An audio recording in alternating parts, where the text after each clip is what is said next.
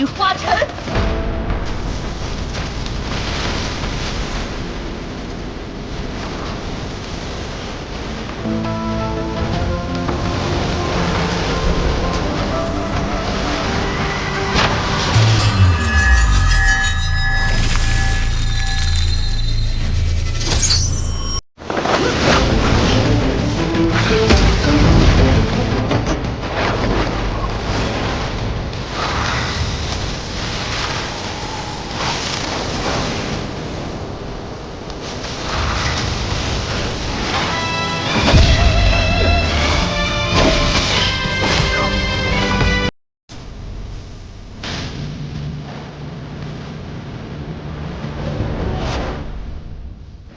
好端端的弓手，不去战场上锻炼，将你的能力发扬光大，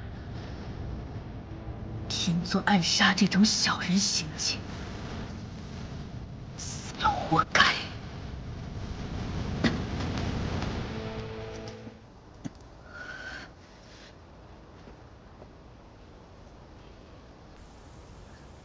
把这个服下。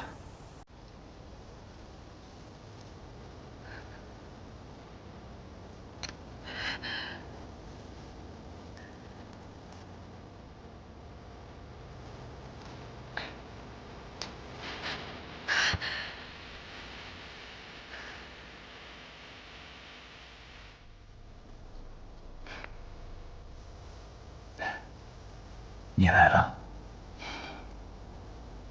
我来了，我来救你了。你不是说我的生死与你无关，你不愿意参与天启城这些破事儿吗？你管我，我想来就来。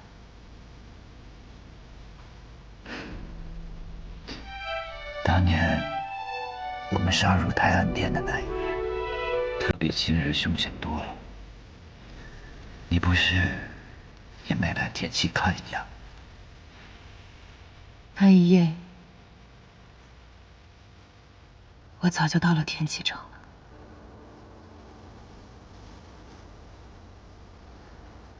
我在你身边安插了奸细，只要你遇到危险，他发出令箭，我就会提剑杀入我。管他什么秦王、景玉王、泰安帝，我若提剑而出，那你就得跟我走。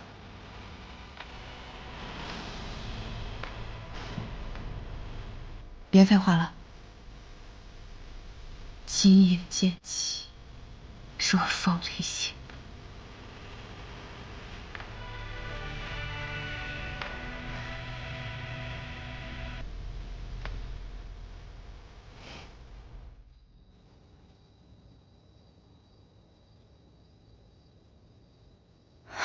雨魔姐姐，你醒了。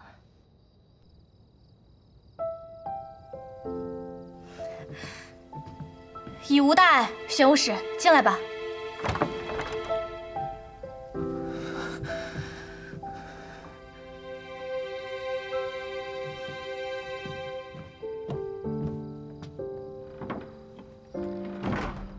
上一次受这么重的伤，还是你动的手。当时你可没现在这么着急。理什么理？坐过来说话。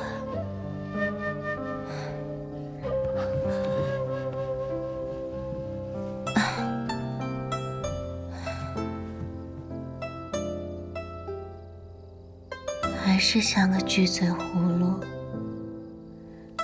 以前我总讨厌你，什么都闷着不说，但是现在我发现，原来喜欢一个人，除去言语，还能在行动和眼神中表明。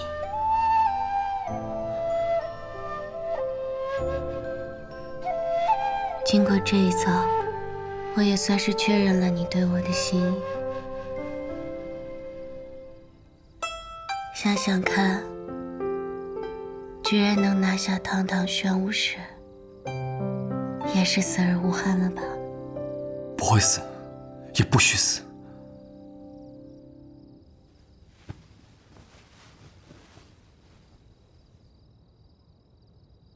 这次天启之图，让我更加明确我们身上背负的责任。唐连月，我们再做个约定吧。当你我完成身上的使命，你不再是玄武石，我不再是暗河道，我们只是唐连月和墨与墨的手。到那时，我们想说喜欢便喜欢，想去哪里便去哪里。念念不忘，念念遥遥，向往是谁的念想？这山河无恙，你别来无恙，我答应你，像最初一样。当陪无名做完他想做的事，我便跟死后长风一般，抛下这座城的束缚，来找你。只愿此生不忘。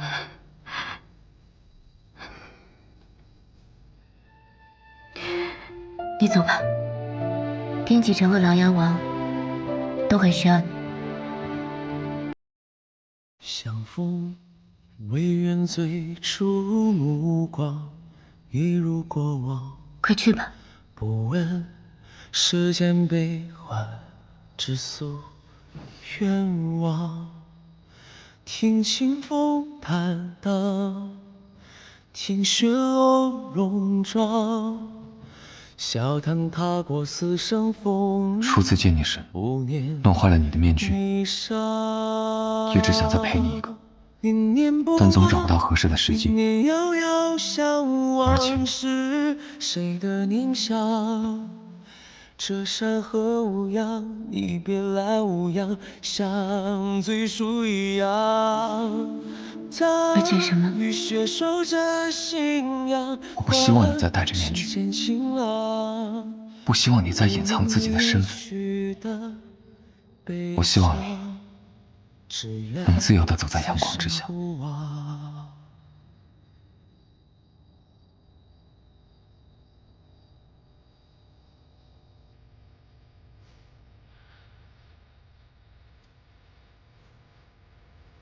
送我一曲离歌，笑看岁月如常，为你留在心底半生愿望。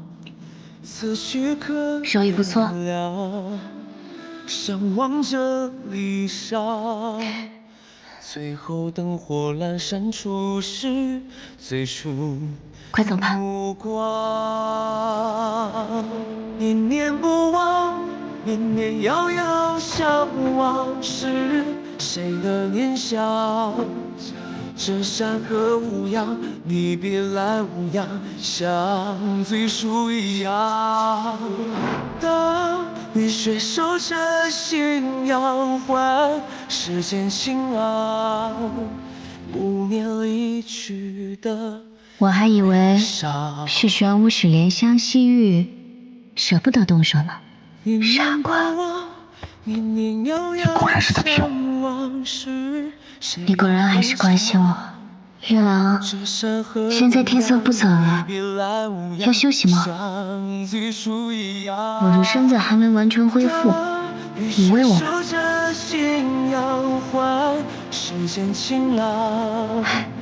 无念离去的悲伤，只愿此生不忘。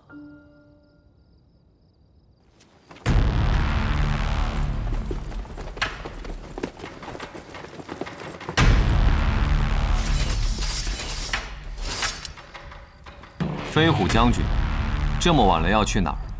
玄武使，你不是应该在？很遗憾，我回来了，回来取你的性命。边将军，还请放下手中的武器。哼，就凭你们，将军，看来你们也得到了消息。凤溪山庄起火之后，内卫司便在第一时间接过。你绑架的那几位公子，已经回到了各自的府邸。他们背后的势力，今夜也不会再有任何的行动。而你，也应该为自己所做的事，付出应有的代价。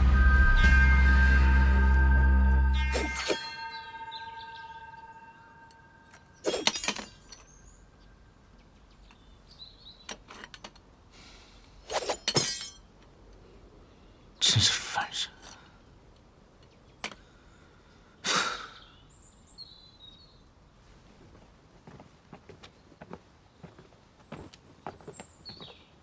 他到了。4天过去了，希望连月使给我一个满意的答案。首先，卓青大剑死了吗？我当时确定已经重伤他，但他应该还保留一丝气息。本来我想最后补上一招，但当时出了一些状况。后来我去找他的时候，他的尸体已经不见了。我们推测，应当是被他的徒弟景轩带走了，但是死是活，暂时也没有答案。罢了。好，第二个问题，筹谋这一切的大皇子萧勇会受到什么样的惩罚？那夜的天启谋乱，飞虎将军典业已经认下了所有的罪责。你们的陛下就这么算了？还是说，琅琊王根本就是个摆设？自然不会。萧勇也自知，无法这么简单从这场谋乱中抽离出来，所以上书请罪，认为典业犯罪，自己也有过错，愿于青天剑禁闭，放弃皇子身份，终生不涉党政。竟只是如此吗？琅琊王呢？他认可这个结局吗？王爷不认可。他上书参了大皇子，并附上了大皇子参与谋乱的证据。但是第2日，陛下就准了萧勇的请求。王爷进宫求见，陛下并不见。那封龙凤卷轴还没有找到吗？没有，似乎已经有人先我们一步拿走。那位似会就此事继续展开调查。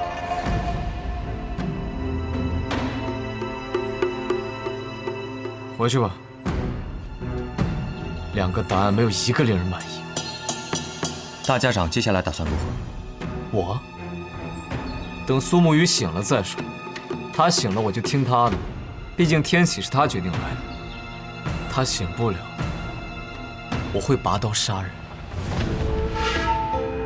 萧勇要死，琅琊王也要死。走吧。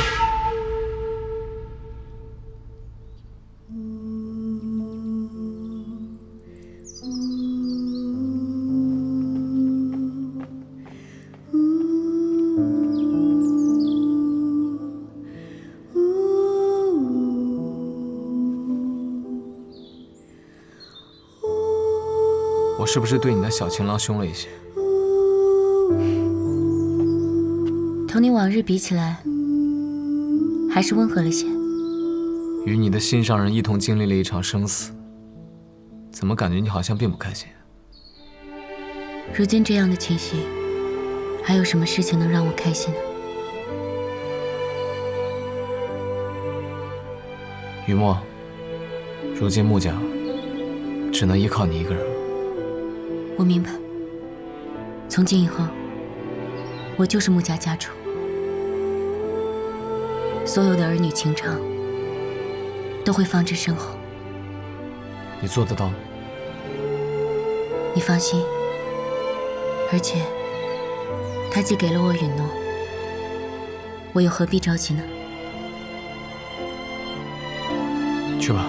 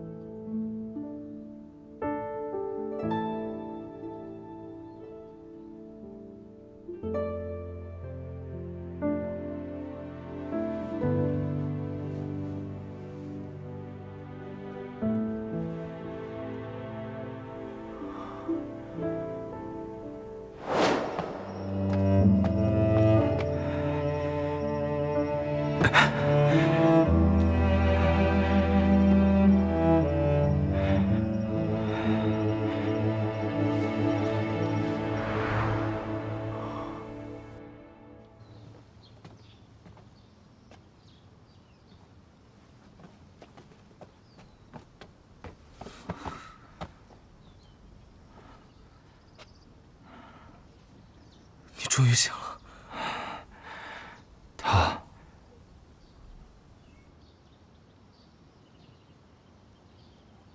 白鹤南飞，淮水相望。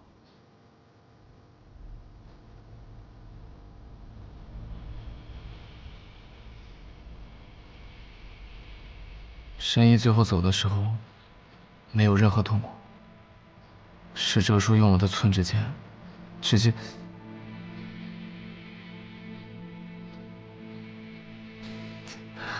你知道的，哲叔向来干净利落，申一还没有感受到任何痛苦就已经结束了。哲叔说，既然你已经晕了过去，那这件事便只能由他来做。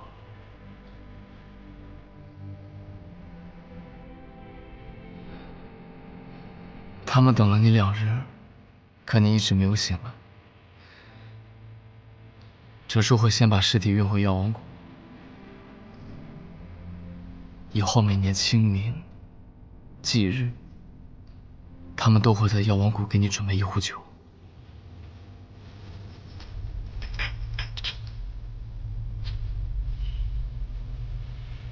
等你去呢。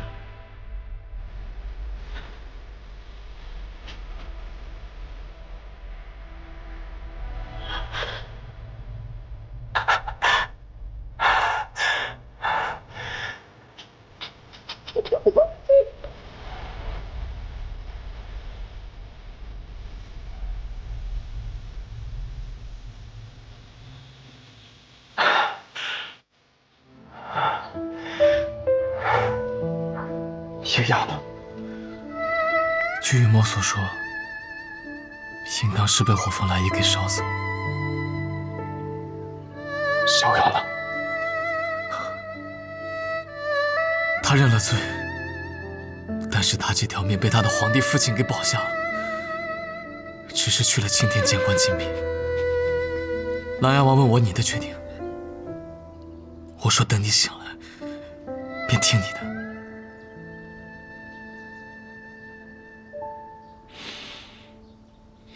说给员外那位听的话我已经说完了。苏沐雨，我们该执行自己的计划了吧？成河，我无法背叛大家长。愚蠢！这次三家铁了心要谋你，我会为你铺好路，你只需要做好握住绵龙剑的准备。你怎么这么多年了还没有明白这个道理啊？你永远都是这么天真。大家长与我2人皆有恩情。恩情？他们培养我们是为了替他们去杀人，我们之间并不存在这可笑的东西。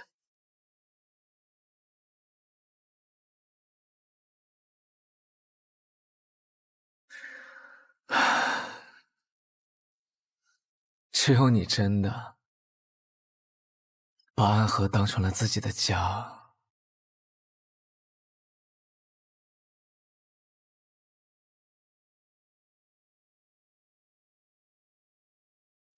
而我却始终做不到这一点。对于我而言，这里只是一个交换利益的地方罢了。他给我们庇护，我们为他杀人。所谓的家人，不过是虚伪的说辞。苏沐雨，哲叔就在外面，若我们一起动手，你还能活下去吗？若哲叔与你联手，我自然不是对手。但凡事总要一试。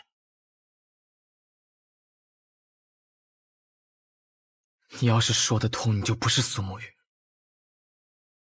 我真傻，和你白费这么多口舌。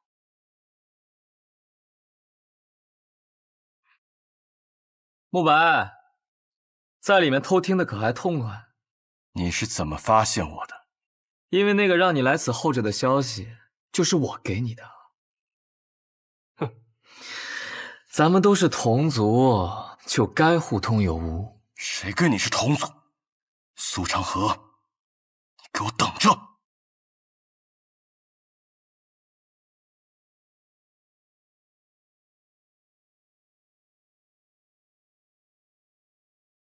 陈河，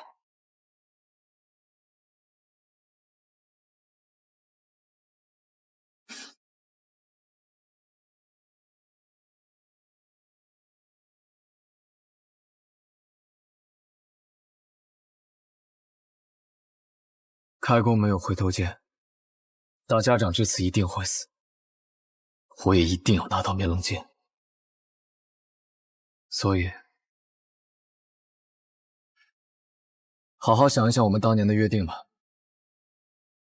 苏沐雨，你去做暗河的魁，以后成为大家长，统帅3家，而我留在苏家，继承苏家家主之位。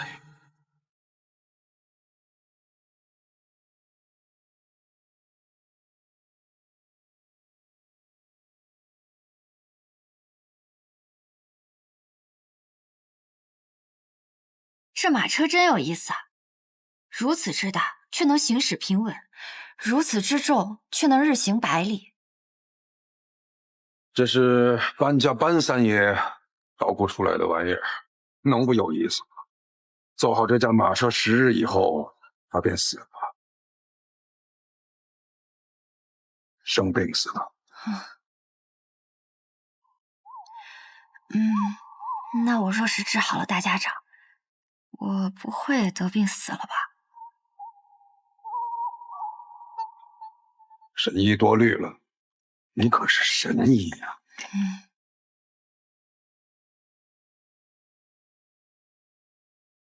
暗河之乱已经开始，不出10日，我们便会得到一个结果，让暗河的水蔓延整个江湖，涌入天启。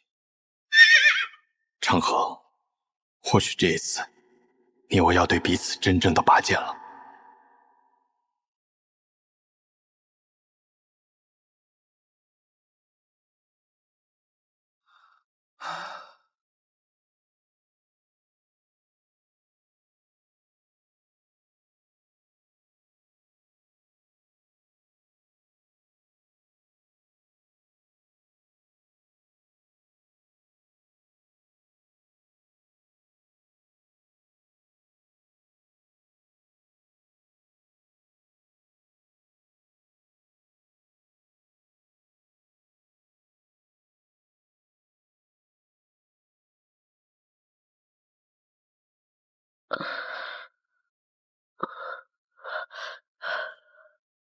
这么多年为我点灯的童子，他是唯一一个任务结束还能够活着的。要带他回去吗？不必了。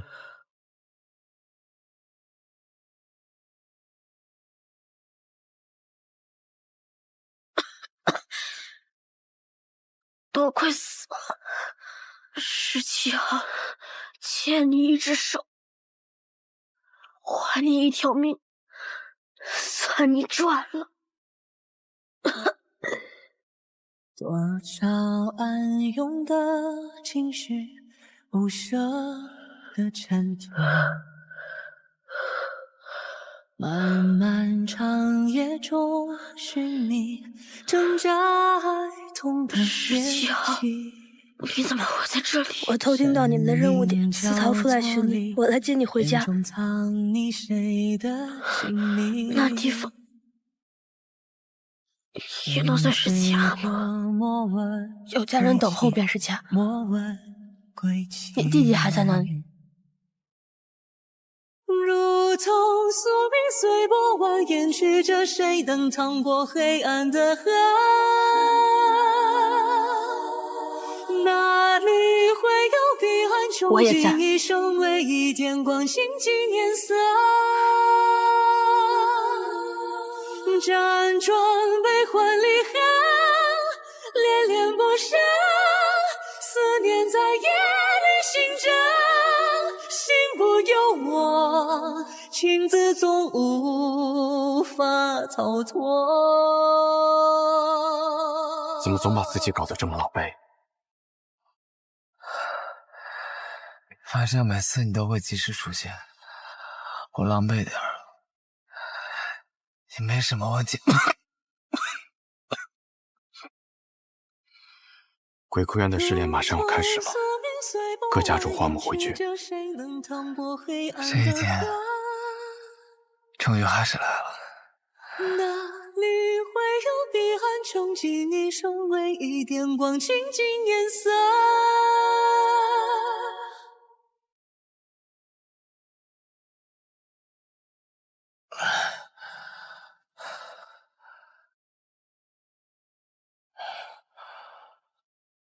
想必你们已经有所了解，待会儿时辰一到，你们就会前往鬼窟渊。每组10个人，只允许留下1个。第一组86号、18号、74号、42号、34号、26号、17号。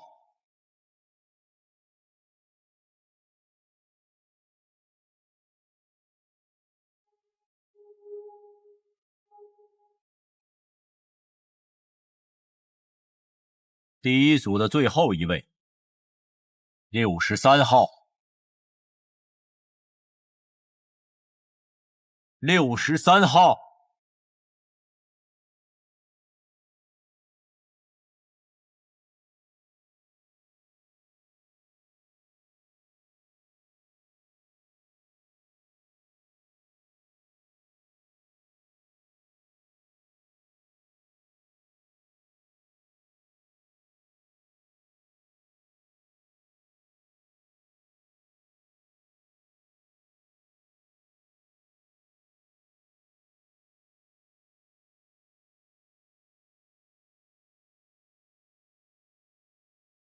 谁惹了木秋兄啊？生这么大的气！穆子哲，你明知这2人是我苏家属意的，你这般行事，是要与我苏家为敌吗？别给我扣这么大的罪名，我可不敢。我只是在尽我总教习的职责罢了。职责？不把过强的2个人放在同一组，这是3家都默认的。你就不怕我上报提魂殿吗？等他们情深意重，把彼此看成兄弟的时候，再让他们自相残杀。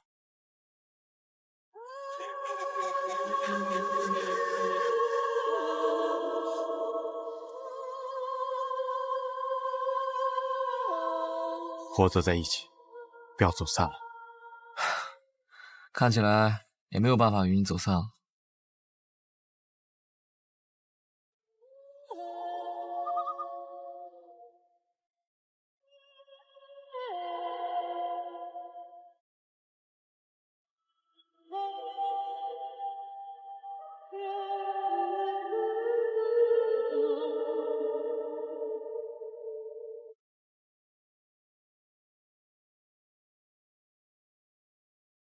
全都来了。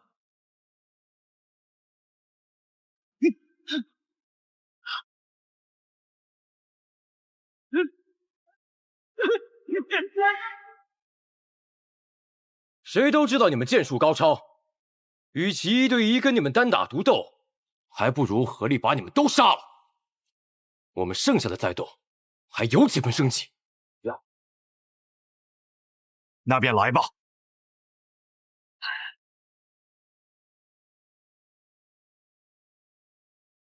八戒阵，刀剑合十，攻守戒备，决一切生机。要生死战，唯有一途，一二入局。我为尔。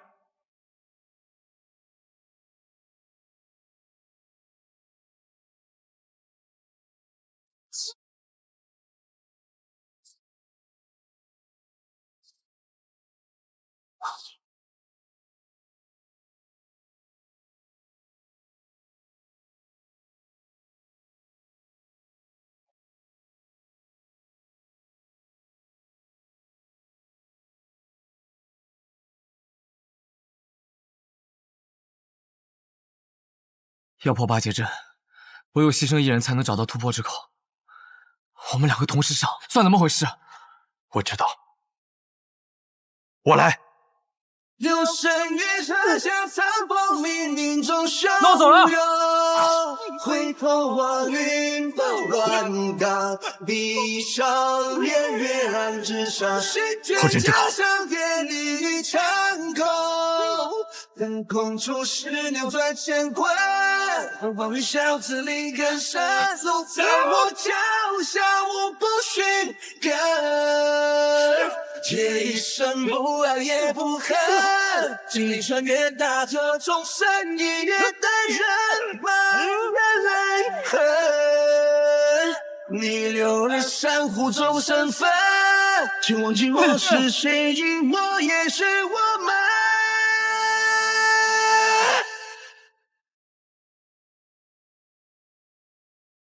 三五一生，世界将我持群翔，向这里出滔滔，而雷不我东风起，此反风云，利剑真高，江州北风霜，凛凛千万斤，一流水沙背负大江，心鸟几万里。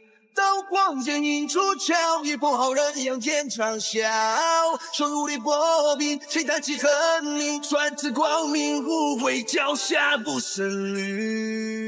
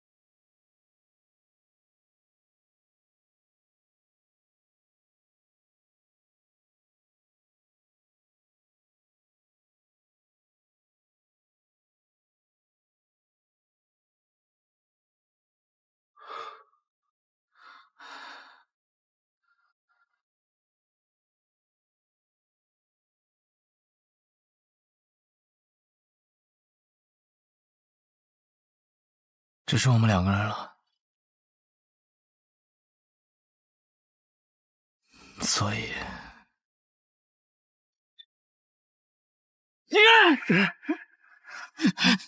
你疯了吗？你这疯子，停下来！我跟你说过，你的恩情，我迟早会还的。我不需要你还。你此前替我做点灯童子的时候已是还了。暗河的规矩，10个人只有1个人能走出鬼窟园，成为3家之人。你若不成我的情，我们2个人都得死。一定会有办法的。我去和他们说，他们享有最顶尖的资格，而我们俩是他们这些年里遇到最好的种子。他们不会愿意就这么失去我们的。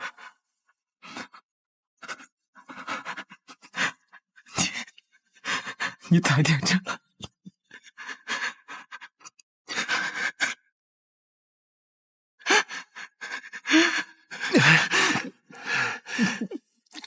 你把手放开！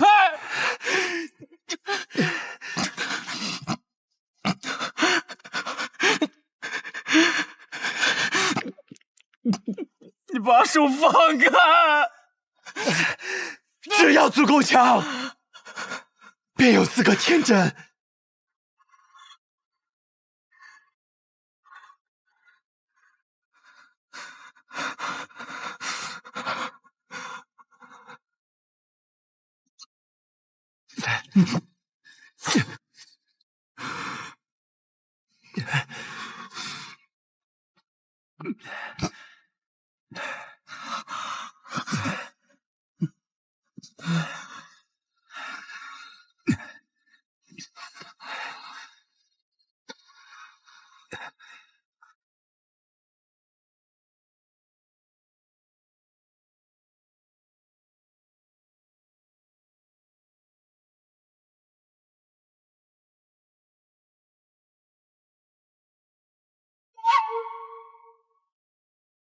谁醒了？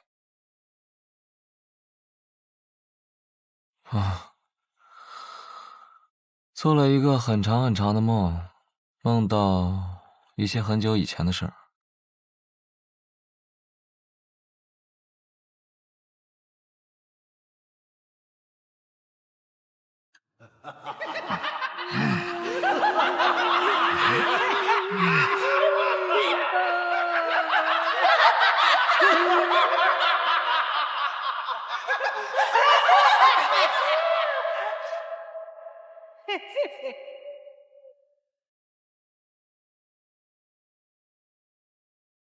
邪魔外道，无尽无身。我们是邪魔外道，难道你们让我救邪人家？不过是些魔障，看我一剑斩了你们！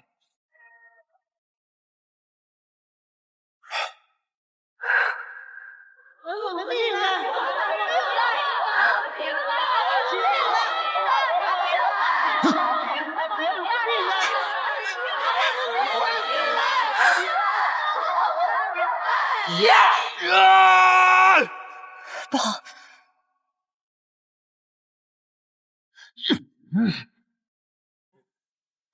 大家长，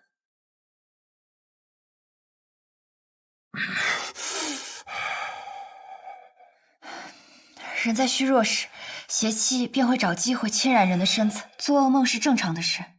大家长不必担心。大家长可还安好？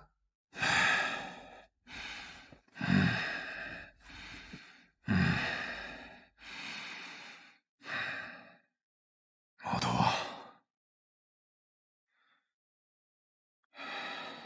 是。神医啊，你此生救过多少人？这我哪里记得得？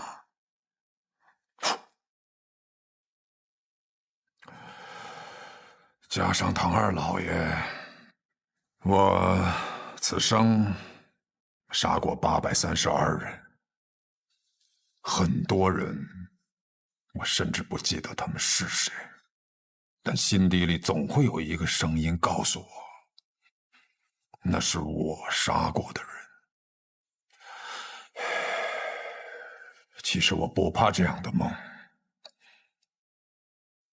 当他们出现的时候，我会拿起手边的剑，将他们斩杀得一干二净。我既然杀得了他们一次，那么自然我能杀得了他们第二次、第三次，无论是梦境还是现实，都不会有任何区别。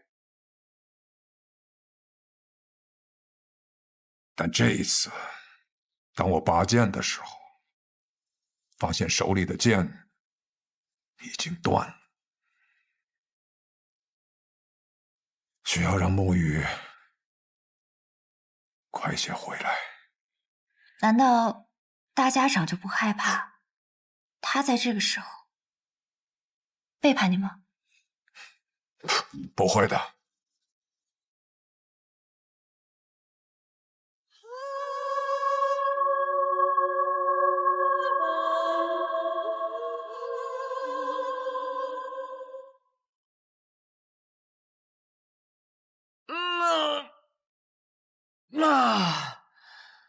哎呀，坐了许久的马车，累了。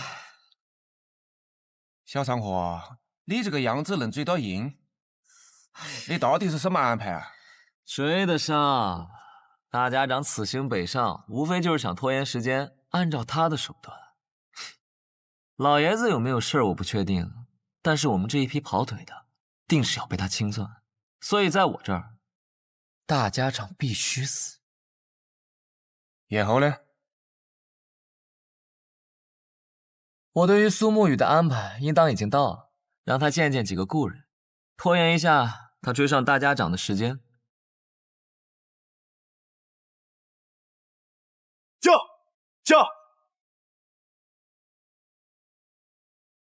驾！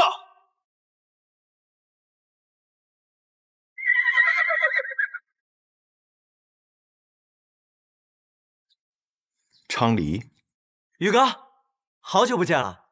昌河派你来的？啊，是大哥让我来的。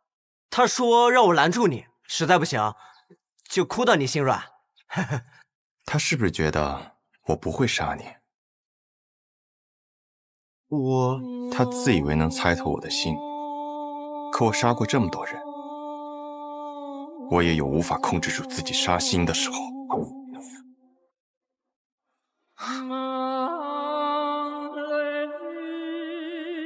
若我想杀你，你早就死了。叫，宇哥。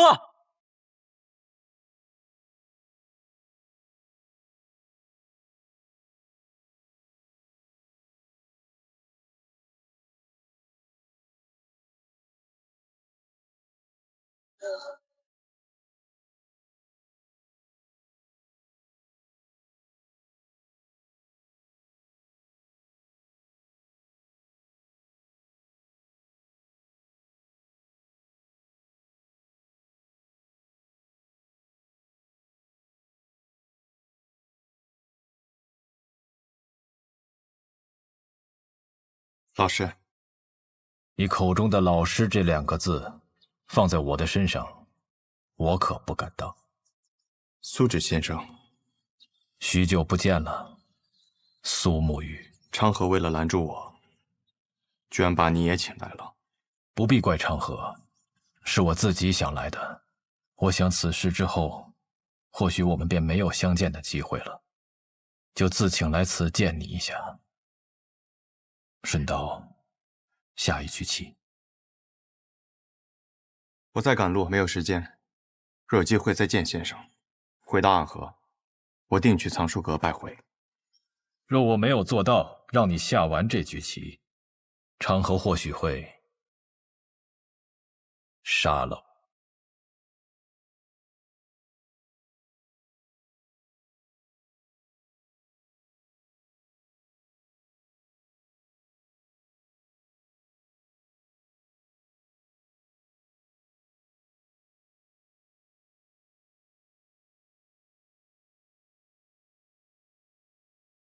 先生来此，是想劝我和昌河联手。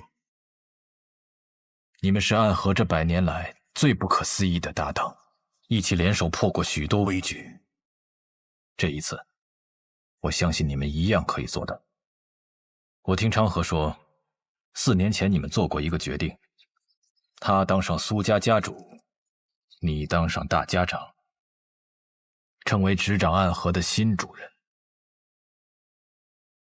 那他有没有说过？我并没有回答他的决定。大家长他值得你这样做吗？这个问题的答案重要吗？沐雨，当你用一个问题来回答另一个问题的时候，就代表你的内心并不坚固。可这问题没有答案，只有选择。我在苏家待了将近10年，昌河与我更是从同一座炼炉当中走出来的师兄弟。准确的说，我们都是家人。昌河那样的人，可不会把老爷子他们当作家人，他只是把你当作家人。可如今我是魁。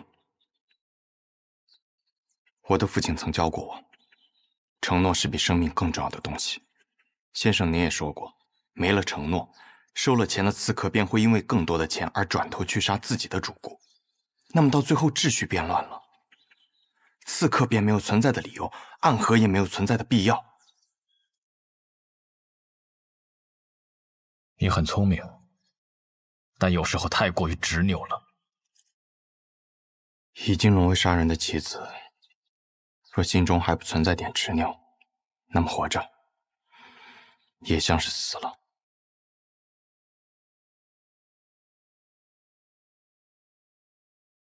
先生，你败了，告辞。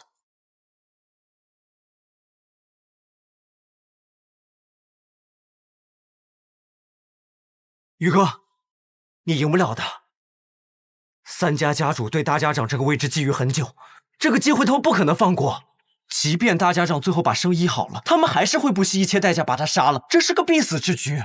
即使死局，那么长河他到底想做什么？他想改变暗河，跨过暗河，便能到达彼岸。彼岸之处不再是长夜，而应有光明。和我们联手吧。大哥的意思是让大家长在一个合适的时机死掉，死之前他把绵龙剑传给你，你执掌暗河，而他则去扫清苏家的障碍，成为苏家家主。到时候其他两家再有不满，你们便联起手荡平暗河。宇哥，抱歉，我有我的选择。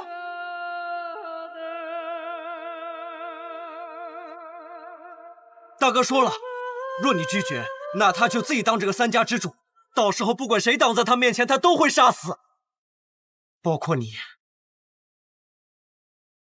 他这一生最好的朋友。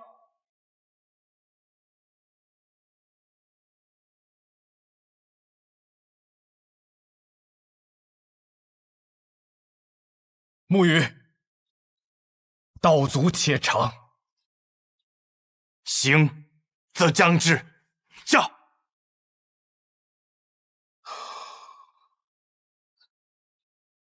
先中毒再解毒，以身试毒。倒是有种不疯魔不成活的意思。只是我不太明白，为了几张银票，神医愿意为我以身试毒？自然是不愿意啊，我又不傻。不过我有一个办法，既能感同身受的了解大家长体内的毒，但同时又不会死。什么办法？移魂大法。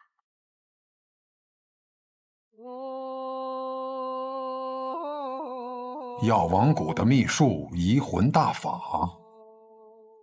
若是一旦对某人施用此法，就能和他无感共识，他的过往和此刻的想法都无法逃脱施用者的眼睛。若是遇到意志薄弱者，甚至能彻底占据他的意识。我初听到此门功法，还曾感慨，这哪里是医术，分明是邪术。确实，医者行医，治的是人身体里的毛病，而移魂大法却能治人心病。不过我这次对大家长施用移魂大法，为的是彻底去除你体内的毒。至于大家长你心里想的那些嘛，我可以试着不去看。若是一旦施用移魂大法，那我的性命自然是全在我白鹤怀的掌控之中了。届时只要我想，可以随时杀死大家长。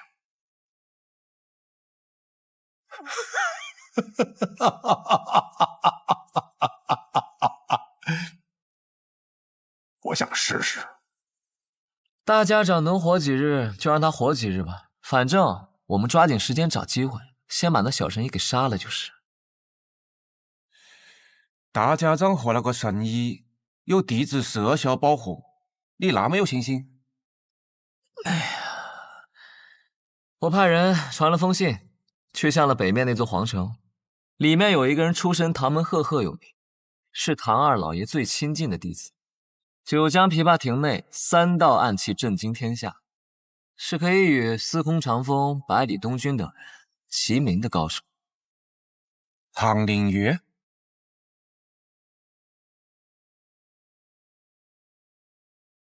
我不知道大家长为什么要杀唐二老爷，但我知道唐二老爷死了，最想报仇的人一定是唐灵月。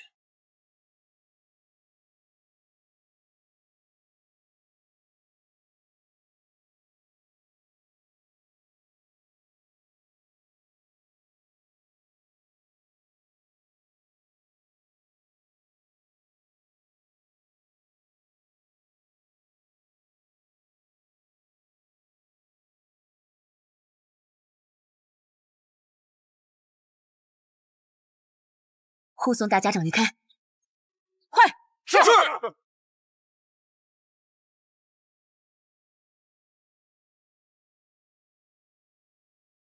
难得有片刻喘息，又要赶路逃命了。等你治好我，便无人敢来了。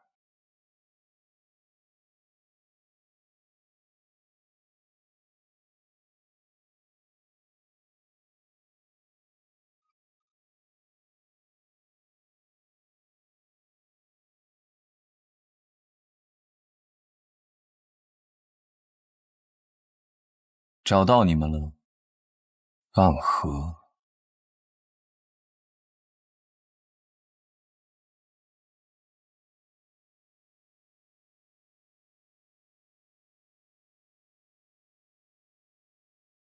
龙须珍，你是唐门的人？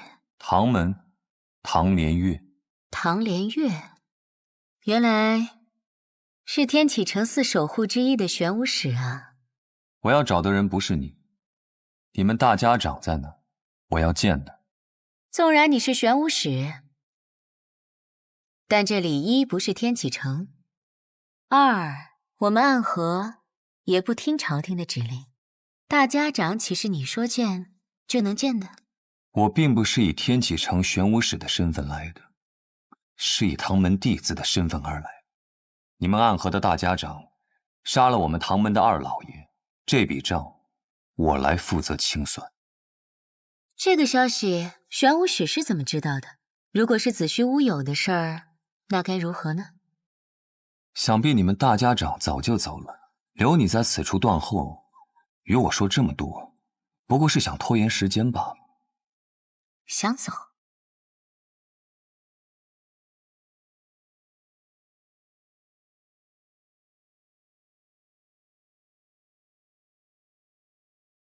接。这样精妙的暗器手法，这就是百晓堂冠绝榜上数1数2的高手吗？荧惑纸蝶和幽冥珠，你是暗河木家蜘蛛女。我不喜欢这个代号。小伎俩，你以为以荧惑纸蝶为掩盖，让这幽冥珠悄悄接近我，你毒丝偷袭，我就不会发现吗？真是自以为聪明的傻子。你在幽冥珠里放了什么？自然是霹雳堂雷家的霹雳子了。你怎么会有雷家的霹雳子？早年执行任务路过霹雳堂，很多雷家的少年郎都曾拜倒在我的石榴裙下，当然是他们双手奉上来讨我欢心的。不过，我跟你说这些做什么？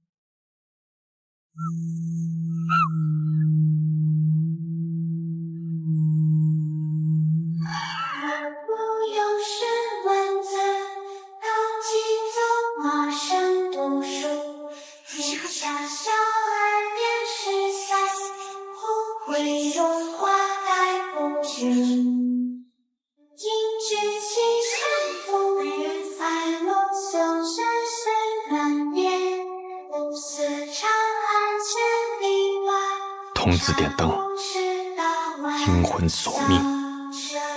可曾记得昔日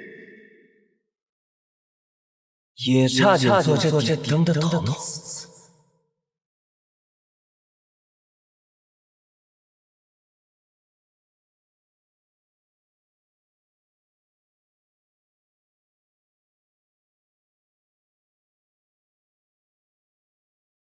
穆家穆英真，你敢与我动手，是想叛离暗河吗？是吗？可我得到的消息是你暗算大家长，意图谋反。我来此杀你，是奉家族之命，救出大家长。看来穆家还真是一片忠心啊。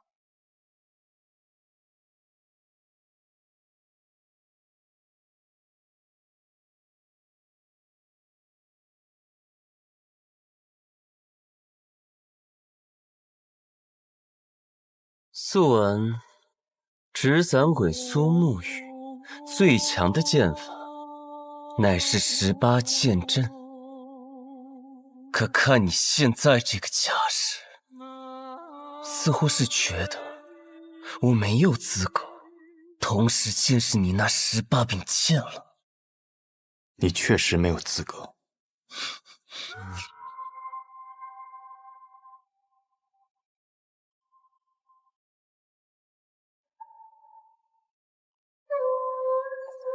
当年本该是你去的，可苏昌河代替你做了这点灯的少。按照我的计划，他们应当都要死掉，可他却被你救。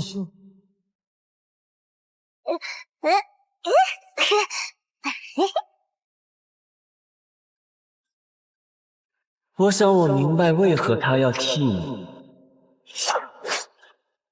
如果当年点灯的人是你，必死无疑。实在没想到，苏家赫赫有名的纸伞鬼，从尸体遍地的炼炉中爬出来的无名者，如今的朱影首领魁，居然是一个心存善念的人，舍不得对孩子下手。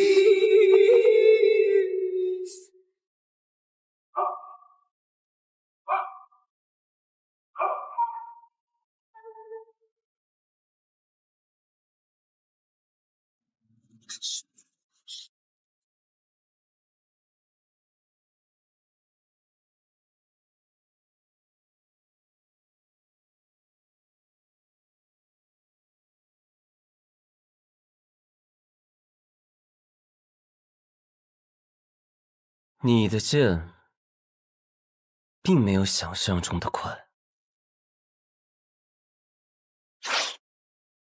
是吗？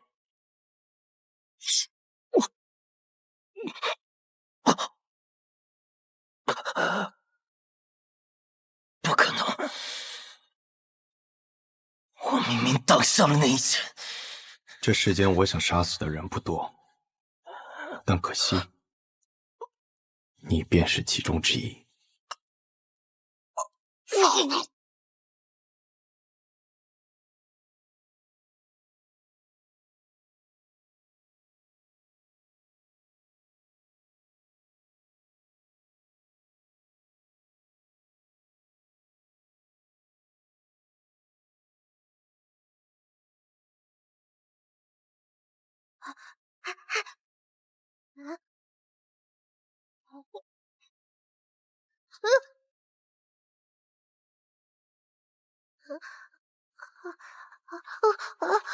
别怕，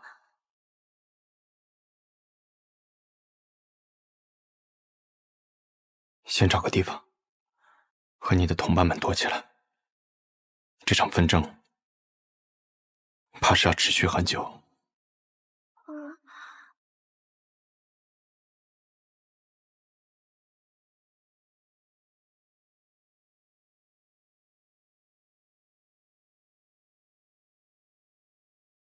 看来天启城的守护使也不是那么难对付。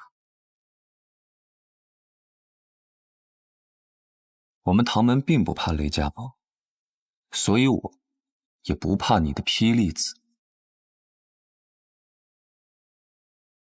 你再动，我便只能杀了你。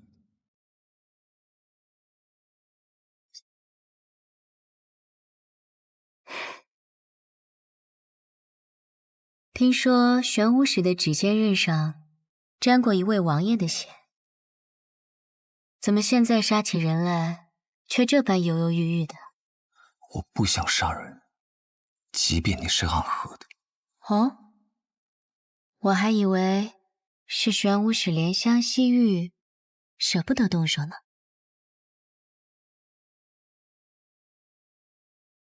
傻瓜。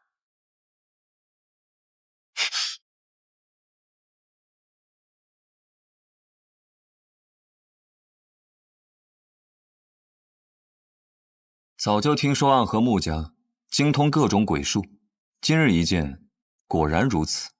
九江琵琶亭，唐门唐连月，3道暗器名扬天下，我对玄武使也是敬仰已久。